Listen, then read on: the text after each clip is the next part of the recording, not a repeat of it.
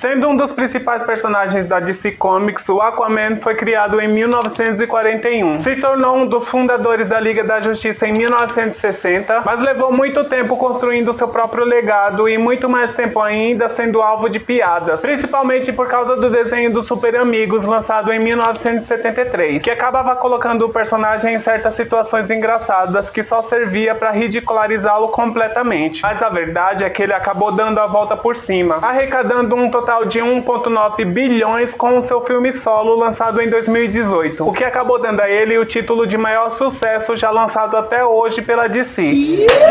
E a verdade é que por mais que ele tenha recebido uma ótima roupagem nos cinemas, existem alguns fatos sobre esse personagem que nem todo mundo conhece. Por isso, no vídeo de hoje eu trouxe 10 curiosidades interessantes que você devia saber sobre o Aquaman. Oi, eu sou o Raoni Soares. Confesso que só comecei a olhar o personagem com outros olhos depois do filme estrelado por Jason Momoa. E também nunca me apeguei ao fato dele ser considerado uma cópia do Namor. Porque, sendo muito honesto, só fui conhecer o Namor muitos anos depois que já estava assistindo o Aquaman no SBT. Mas enfim, antes da gente começar de fato, eu já quero pedir pra você deixar o seu like agora no começo. Porque a maioria das pessoas que assistem acabam não deixando o like, o que acaba prejudicando completamente o engajamento do conteúdo. Isso é rápido, de graça e de quebra ainda me ajuda muito. Começo falando que, diferentemente de alguns heróis onde os seus nomes de civis é reconhecido imediatamente como Clark Kent, Bruce Wayne e Diana Prince, o Aquaman faz parte de uma massa de heróis que não associamos logo de cara se perguntarmos quem é Arthur Curry. Quem é ela? É claro que isso não quer dizer que não exista pessoas que não façam essa associação rápido, mas a verdade é que a grande maioria não faz. Só que, diferentemente dos outros super-heróis que nunca tiveram os seus nomes mudados, o Aquaman acabou ganhando uns nomes diferentes desde a sua criação. Quando surgiu, criado por Mort Weisinger e Paul Norris, o nome dele era só Aquaman. Sim, esse não era o codinome do herói, mas sim o seu verdadeiro nome. Oxente! Mas isso durou só na sua primeira aparição, porque a partir da segunda ele acabou ganhando um nome completamente original. Ele foi chamado de Sir Waterman. Sim, mudaram o nome dele de Aquaman para Homem-Água. Já durante a Era de Prata dos quadrinhos, em 1959, ele acabou ganhando o nome de Arthur Curry, que é o nome do personagem atualmente nos cinemas. Em 1970, a mudança aconteceu em Atlântida, porque o personagem passou a ser chamado de Oren por lá, se tornando Rei Oren de Atlântida. Só que depois disso, durante os anos 80, ele acabou ganhando uma nova origem. Outra vez? Quando seu pai deixou de se chamar Thomas Curry e passou a se chamar Arthur Curry. Com isso, o nome do Aquaman passou a ser Arthur Curry II. Por mais que o seu nome tenha mudado o tempo todo, o seu nome de herói nunca deixou de ser Aquaman. Ah, bom, então assim sim. Como já falei antes, o personagem foi criado em 1941 e apareceu pela primeira vez na revista More Fun Comics número 73. E a verdade é que o personagem não foi criado para receber muito destaque, sendo o seu principal objetivo no começo fazer uma conexão entre o mundo aquático e o da superfície, para que a DC pudesse trabalhar mais esse universo nos quadrinhos. Por isso, o objetivo principal era deixar o Aquaman como um personagem secundário, dando a ele um ar bem mais cômico que os outros heróis. E quando surgiu, ele era um cientista que tinha sido treinado para viver debaixo d'água e se comunicar com a vida marinha. Foi só em 1960 que ele passou a se tornar um personagem bem mais sério, além de receber uma nova origem para sua revista solo, lançada em 1962, passando a ser o filho bastardo de um humano com uma habitante de Atlântida que tinha sido rejeitada por lá. Se tem uma certeza que a gente tem é que o Superman foi o pioneiro de muitas coisas, inclusive sendo o primeiro herói a ter uma animação em 1940. Nossa! Uau!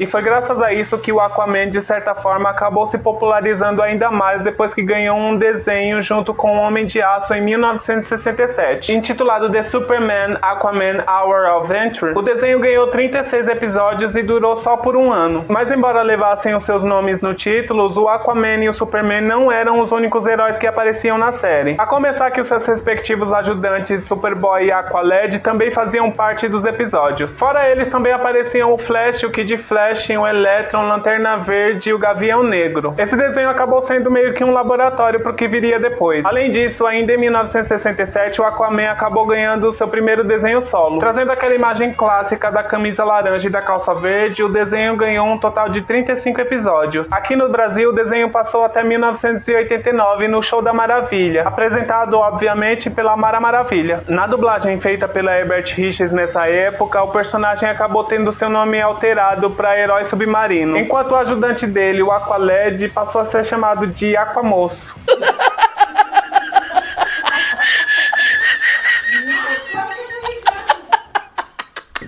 E como já falei, em 1973 ele também se tornou um dos integrantes dos Super Amigos, o que de certa forma corroborou ainda mais para sua popularização, mas não da forma certa. E se falamos sobre o pioneirismo do Superman em muita coisa, podemos dizer que uma delas não foi a do primeiro herói a se casar. Isso porque antes mesmo de ganhar os desenhos que eu já mencionei, enquanto seus colegas ainda estavam paquerando os seus pares amorosos, o Aquaman já estava se casando. Ele já estava aproveitando a sua vida com a Mera desde 1964. Tanto que no mesmo ano eles acabaram tendo um filho juntos. Só que a criança acabou sendo vítima do Arraia Negra, que é um dos principais inimigos do Aquaman. Isso se liga ao fato do personagem ter se tornado muito mais sério e equilibrado a partir disso nos quadrinhos, o que era muito diferente nos desenhos e até no primeiro filme do herói, já que Jason Momoa deu muito do seu próprio humor pro personagem, o que de certa forma acabou deixando o personagem muito mais interessante do que se ele fosse muito sério. Mas também no desenho da Liga da Justiça de 2004, o humor do personagem também era mais voltado para a seriedade, uma vez que em sua maioria o alívio cômico do desenho ficava a cargo do Flash. Já que mencionei o desenho da Liga da Justiça, acho que um fato interessante que o desenho acabou retratando foi que o Aquaman lá não tem a mão esquerda. Isso não foi uma criação exclusiva para o desenho, já que nos quadrinhos o personagem também acaba perdendo a sua mão esquerda. Só que o que acabou mudando diversas vezes foi a maneira como isso aconteceu. No desenho da Liga da Justiça, ele tinha sido capturado e preso pelo seu irmão, o Mestre do Oceano, que eu acho um nome completamente horrível.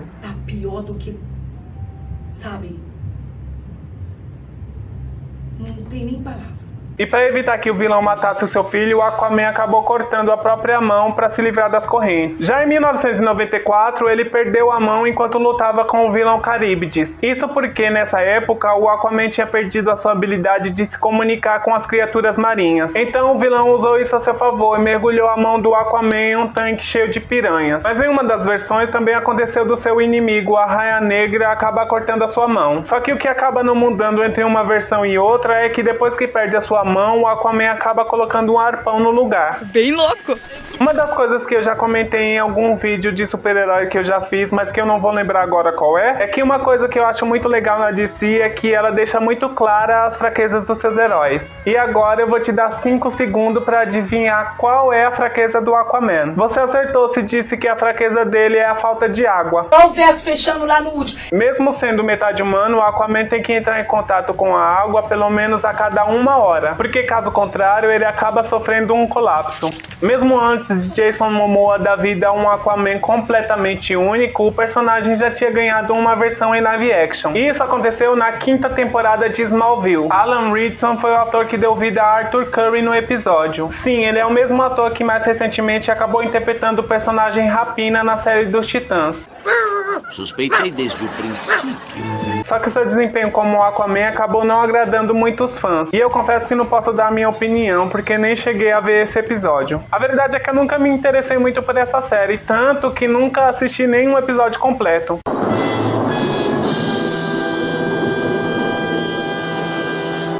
Mas você sabia que uma série do Aquaman, que seria spin-off do Smallville, quase saiu do papel? Depois da aparição do personagem na série, os executivos da Warner se interessaram em levar essa ideia adiante. A série até chegou a ter um piloto produzido, mas como já falei, como seu desempenho não foi muito bom, Alan Ritchson não voltaria pro papel. Ao invés disso, quem seria o personagem era o ator Justin Hartley. Só que os produtores acabaram não ficando satisfeitos com o resultado do piloto. Por isso, a ideia acabou sendo completamente descartada. E depois o Justin Dustin acabou entrando pro elenco de Smallville como Arqueiro Verde. O desempenho do ator na série foi tão bom que a partir disso seu personagem permaneceu até o final. E pra finalizar eu quero falar sobre uma curiosidade que tá muito mais ligada aos filmes do que os quadrinhos de fato.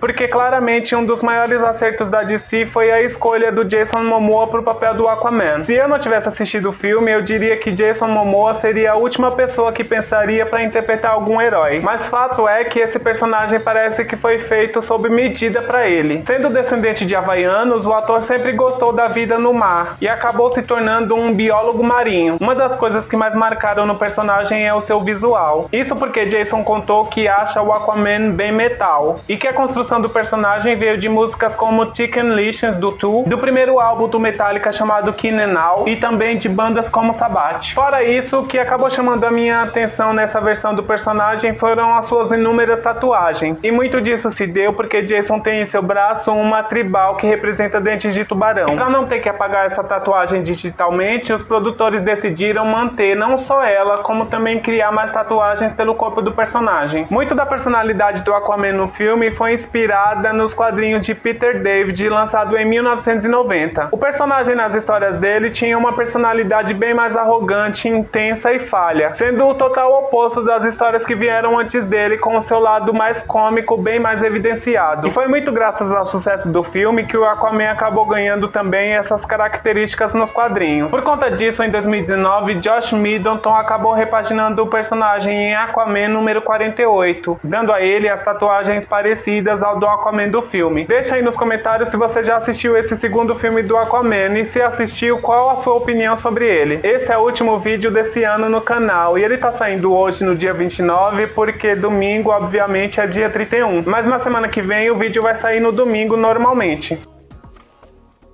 Se você chegou no meu canal através desse vídeo, já se inscreve se curte conteúdo sobre filmes, séries e quadrinhos. E nós nos vemos no ano que vem. Tchau!